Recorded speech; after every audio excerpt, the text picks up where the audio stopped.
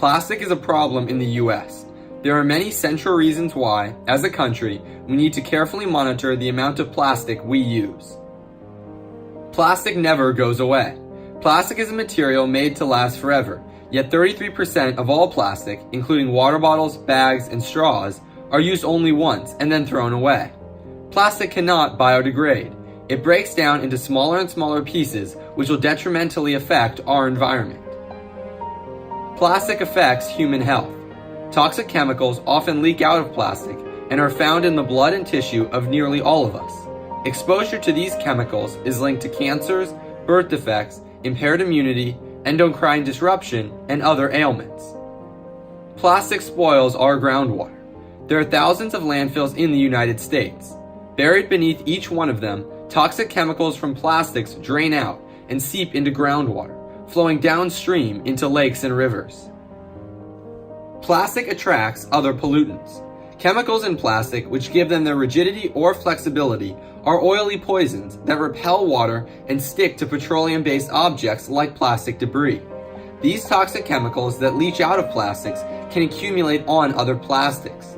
This is a serious concern with increasing amounts of plastic debris accumulating in the world's oceans. Plastic piles up in the environment. Americans discard more than 30 million tons of plastic a year. Only 8% of this gets recycled. The rest builds up in landfills, is burned, or finds its way into the ocean. And this entering of plastic into our oceans is one of the most troubling challenges facing the world today. The Great Pacific Garbage Patch is a conglomeration of approximately 80,000 tons of plastic and other non-biodegradable waste materials, which is equivalent to the weight of 500 jumbo jets. This dire problem of the Great Pacific Garbage Patch must immediately be addressed. In this picture, we can see the mass concentration model of the Great Pacific Garbage Patch. This shows how the concentration levels gradually decrease by orders of magnitude toward the outside boundaries of the Great Pacific Garbage Patch. The center concentration levels contain the highest density, reaching hundreds of kilograms per square kilometer, while decreasing down to 10 kilograms per square kilometer in the outermost region. The vast majority of plastics in the Great Pacific Garbage Patch were made of rigid or hard polyethylene, polypropylene, or derelict fishing gear, like nets and ropes. The large plastics shown in this sketch are deeply troubling, as currents of the ocean will slowly degrade these objects into smaller and smaller versions if they are not quickly removed. Plastic has increasingly become a ubiquitous substance in the ocean. Due to its size and color, animals often confuse the plastic for food, causing malnutrition. It also poses entanglement risks and threatens their overall behavior, health, and existence. Studies have shown that about 700 species have encountered marine debris, and 92% of these interactions are with plastic. 17% of these species affected by plastic are on the International Union for Conservation of Nature's Red List of Threatened Species. Once plastic enters the marine food web, there is a possibility that it will contaminate the human food chain as well. Through a process called bioaccumulation, chemicals and plastics will enter the body of the animal feeding on the plastic. As the feeder becomes prey, the chemicals will pass on to the predator, making their way up the food web that includes humans. These chemicals that affected the plastic feeders could then be present within humans as well. The United Nations reported that the approximate environmental damage caused by plastics to marine ecosystems represents $13 billion US. This figure includes the cost of beach cleanups and the financial loss incurred by fisheries. Because of the numerous detrimental effects of plastic in the ocean, this problem must clearly be quickly addressed. And this is exactly what the organization, the Ocean Cleanup, has been attempting to accomplish. Over the past 3 years, the Ocean Cleanup has experimented with innovative research techniques to study the Great Pacific Garbage Patch. Realizing that previous methods of analyzing the plastic in the patch needed improvement, the Ocean Cleanup designed a new research tool called the multi-level trawl, which allowed for measurements of 11 water layers simultaneously, going as far down as 5 meters below the surface level. The multi-level trawl allowed the team to study further down into the water and understand to which depths buoyant plastics may be distributed. Through these studies, it was observed that buoyant plastics float primarily in the first few meters of the water.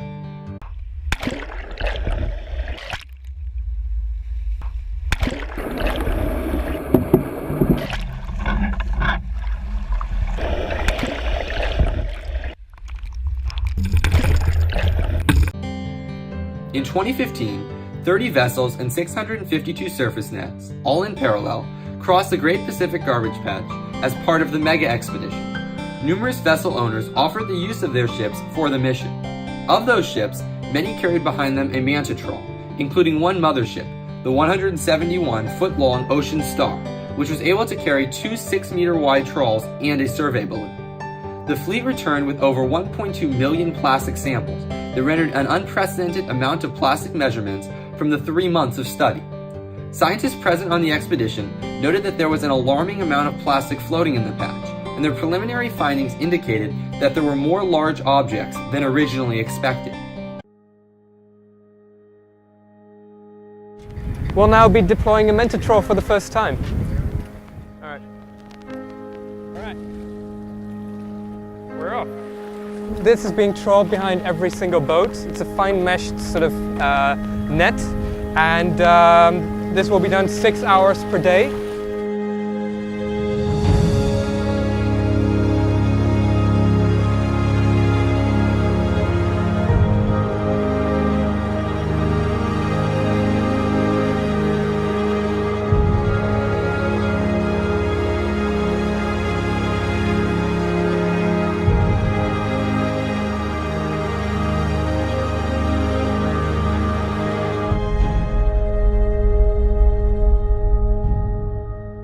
After the Mega Expedition, the team wanted to learn more about these plastic pieces that were difficult to come by.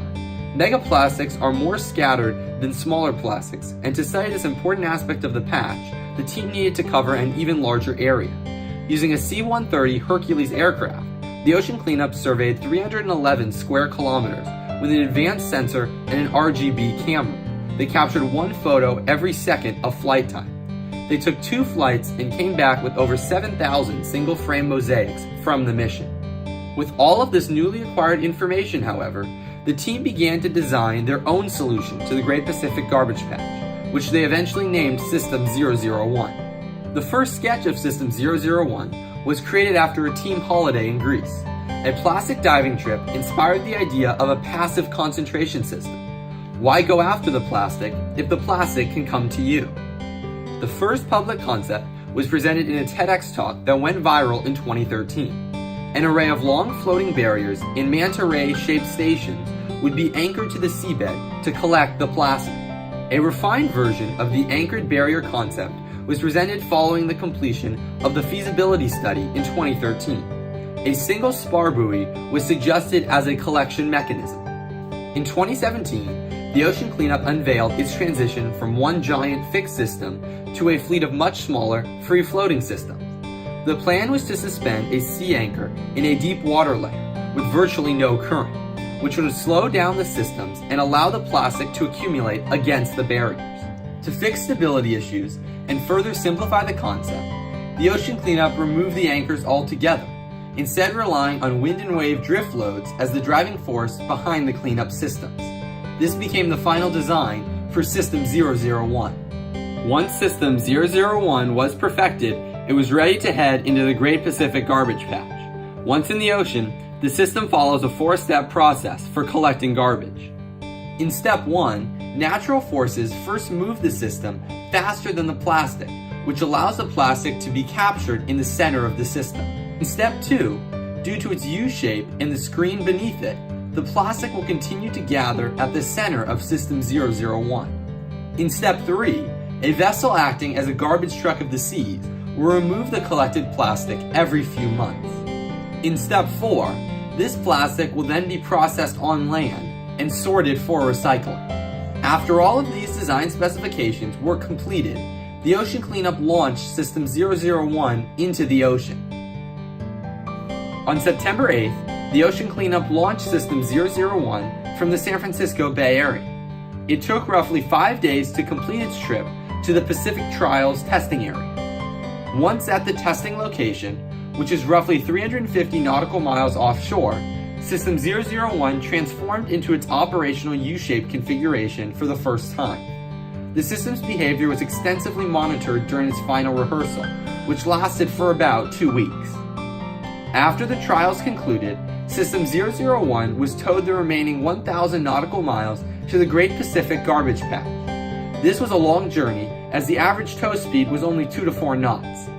The trip to the patch took about 12 days.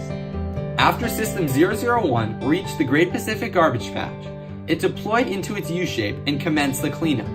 Extensive monitoring was carried out 24/7 to observe the system's behavior and its surrounding environment. Now that the system is currently out in the ocean helping to collect plastic, it provides some key areas of improvement over other plastic removal systems. System 001 consists of a 600-meter-long floater that sits at the surface of the water and a tapered 3-meter deep skirt attached below. The floater provides buoyancy to the system and prevents plastic from flowing over it, while the skirt stops debris from escaping underneath. Both the plastic and system are being carried by the current. However, winds and waves propel only the system, as the floater sits just above the water's surface, while the plastic is primarily just beneath it. The system thus moves faster than the plastic, allowing the plastic to be captured. 1.8 trillion pieces of plastic float at the surface of the Great Pacific Garbage Patch. Here, the ocean cleanup is deploying the world's first technological solution to this growing problem. The principle behind it is simple. Create a coastline where there are none. Concentrate the plastic, and take it out. The skirt extends deeper in the middle of the system than on the outer edges. As the current applies pressure on the skirt, the system naturally adopts a U-shape, which enables it to concentrate plastic in its center, like a funnel.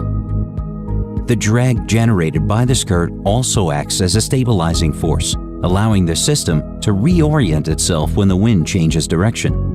And because the system, like the plastic, is free-floating, it automatically drifts to the areas with the highest plastic concentration. Fitted with solar-powered lights, anti-collision systems, cameras, sensors, and satellite antennas, the system actively communicates its position at all times and continuously gathers performance data. Periodically, a support vessel comes by to take out the concentrated plastic, like a garbage truck of the ocean. The plastic is then transported to land, recycled, and made into durable products. This is the first of a fleet of 60 systems. Once deployed, the fleet is expected to clean up 50% of the Great Pacific Garbage Patch every 5 years.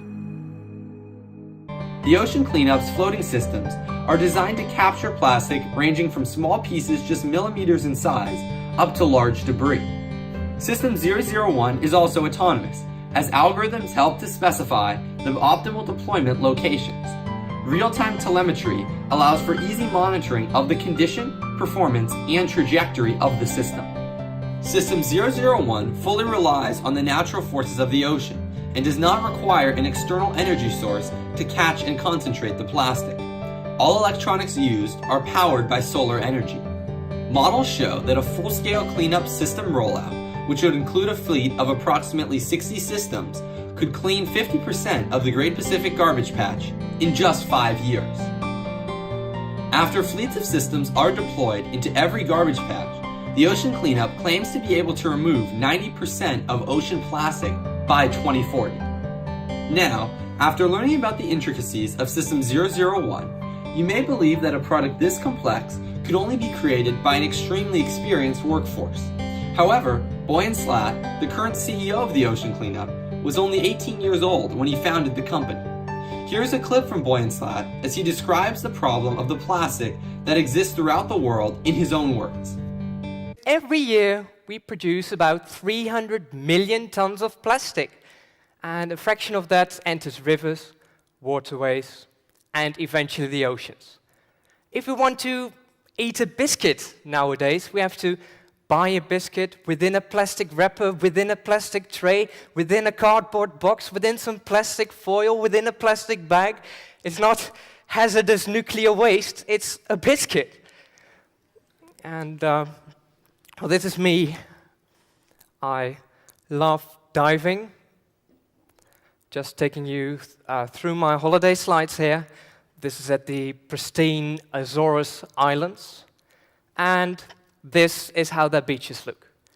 Covered with plastic fragments. Due to sun and waves, over the years, the garbage breaks down into ever smaller pieces, but remains plastic. And, well, interestingly, you don't see a lot of red particles in here, because those look like food to birds more than any other color. So this is the result. And while the debris primarily collects at these 5 rotating currents, called the gyres, where it doesn't only directly kill sea life, but due to the absorption of PCBs and DDTs, also poisons the food chain. A food chain that includes us, humans. In his TED Talk, Boyan Slat goes on to describe how his own research, even at such a young age, revolutionized many ideas regarding the Great Pacific Garbage Patch. Now, researcher and in fact discoverer of the Great Pacific Garbage Patch, Charles Moore, estimates it would take 79,000 years to remediate that. However, I believe the Great Pacific Garbage Patch can completely clean itself in just 5 years. And that is a difference of 78,995 years. Well, of course, this is the conventional idea of extracting litter, right? So you have a vessel and a net fishing for plastic. Of course, multiple vessels could be used to cover a larger area, but by spanning booms between those vessels, suddenly a much larger area would be covered, because the essence is not to catch the debris, but divert it. Because there is no mesh size, we can even get out the smallest particles. And since all organisms can simply move under the booms, we'll be able to eliminate bycatches by 99.98%. Let's use our enemy to our advantage, okay? The oceanic currents moving around is not an obstacle. It's a solution. Why move through the oceans if the oceans can move through you? By fixing the ships to the seabed and letting the rotating currents do their work, vast amounts of funds, manpower, and emissions will be saved. At the end of his presentation, Boyan Slat concludes by briefly describing the surprising monetary implications of the ocean cleanup's work, before calling on all people to help solve this important problem. The awesome surprise for me was that if we'd sell the plastics retrieved from the 5 gyres, we'd make over $500 million. And this is in fact more than the plan would cost to execute. In other words, it's profitable. But I believe that the key thing is that only if we realize change is more important than money, money will come. And yes, it will be one of the largest environmental rescue operations yet. But we created this mess. Heck, we even invented this new material first before we made this mess. So please, don't tell me we can't clean this up together. As you have seen, Boyan Slat's System 001 appears to be a refined, well-thought-out solution to the Great Pacific Garbage Patch. This system appears to have a promising future in solving the problem that we, as a society, unfortunately created. Through meticulous design and numerous trials, I believe that the ocean cleanup has created a product that deserves our support. However, none of this will matter unless, as a whole society, we decide to stop the spread of plastic into our ocean. System 001 can clean what is already there, but a long-term solution requires us to stop polluting as well.